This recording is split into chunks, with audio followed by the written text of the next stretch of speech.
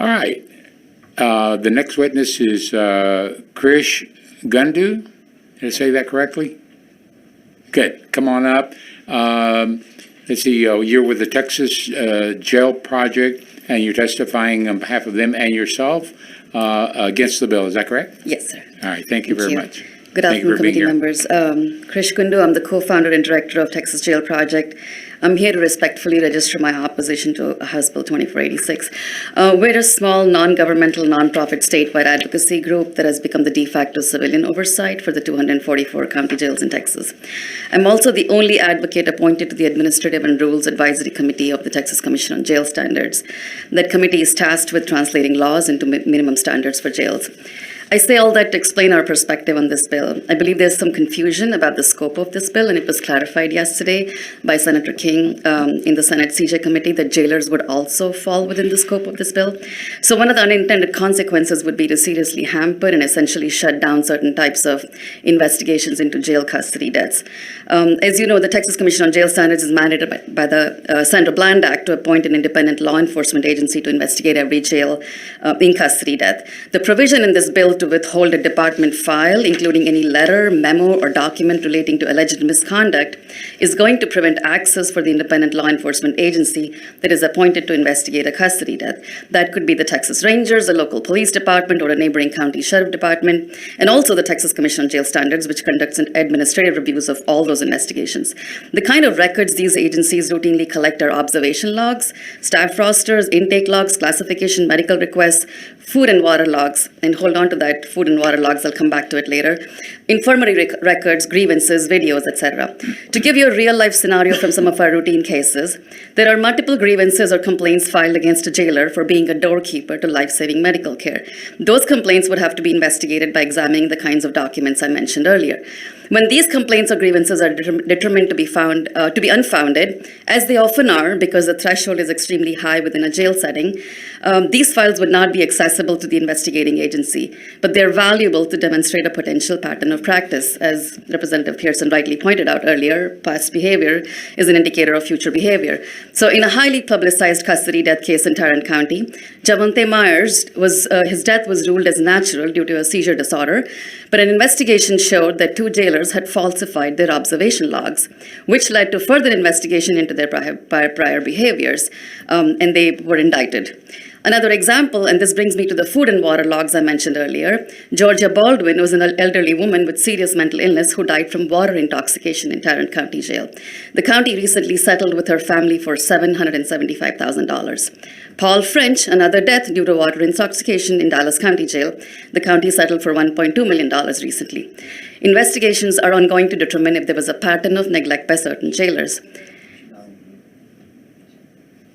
Another scenario, a detainee who died because he did not get his life-saving insulin. Jailers said they offered the medication, but there was no paperwork to document that. And Ms. Gundu, if I can just ask you to please kind of keep it to the bill that we're testifying against and then on. Yes, and all these records are relevant.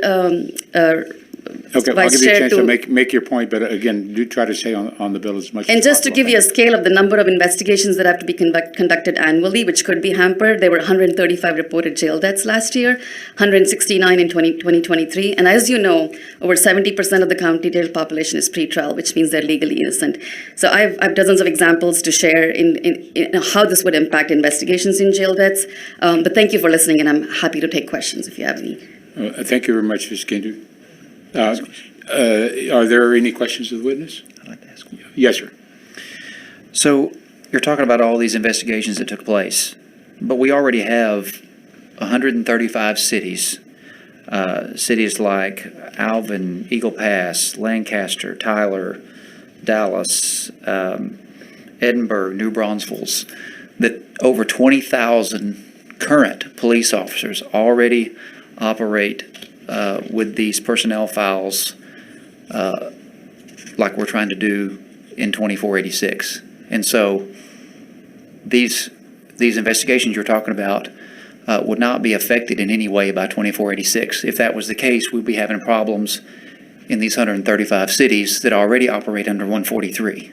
Well, So that's what we Correct. initially thought, but that's the clarification we got yesterday in the Senate CJ committee hearing, because there was this misunderstanding that this would not impact jailers at all. And my point is that It's the when, same policy, though. I mean, they operate under 143. If this was an issue, would we not be having issues in these 135 cities that already operate under 143?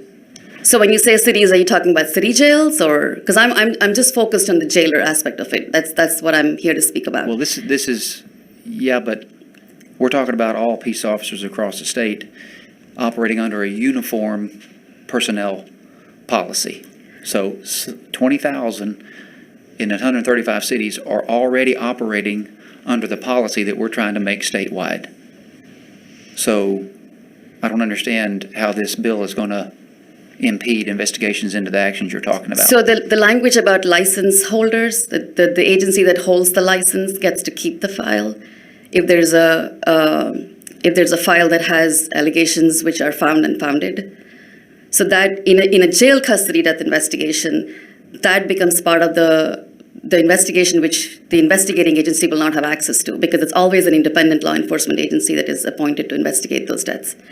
So if we had a death in my jail, which is Harris County Sheriff's Office is not allowed to investigate. It has to be led by either the Rangers or HPD or somebody else.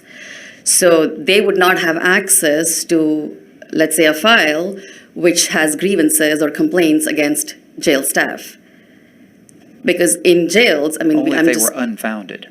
Right, and that's why I'm saying, as Representative Pearson was saying, past behavior is a good indicator of future behavior. So in order to find that pattern of practice, you would have to look at those to understand that there was probably some reason to have those complaints filed in the first place. Well, we have some expert witnesses here that'll clarify this probably better than I can, but thank you. Thank you. Thank you for your question. Thank you, Chairman.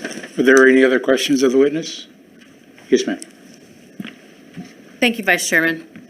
Thank you for being here. Just to clarify my words, actual past behavior is a prediction of future behavior. Unfounded allegations do not show a pattern. So I just want to make that clear. I understand, but in our experience in jails, when people file complaints or grievances, 9 out of 10 times they're found to be unfounded. And where do you have that documentation? Well, Where are you in terms citing of that from? outcomes, in terms of Okay. outcomes. So, There and that's should be the a problem. citation somewhere. Do you have an actual study that shows that? No, we're looking for that data because I'm telling you from our casework where we get the complaints and then we track the outcomes, right? So So people if you usually have reach out to. casework, you should be able to send us the data that you have I would be happy to. verifying what you just said. I would be happy to. Okay, Yes. thank you. Thank you very Yes, much. because the threshold is very high in jail complaints to find, any fault with jail staff. So that's our concern. But thank you for your question, and I'll get with your office. Thank you. Thank you very much. Are there any other questions of the witness? If not, thank you very much, Ms. Gundu. The next witness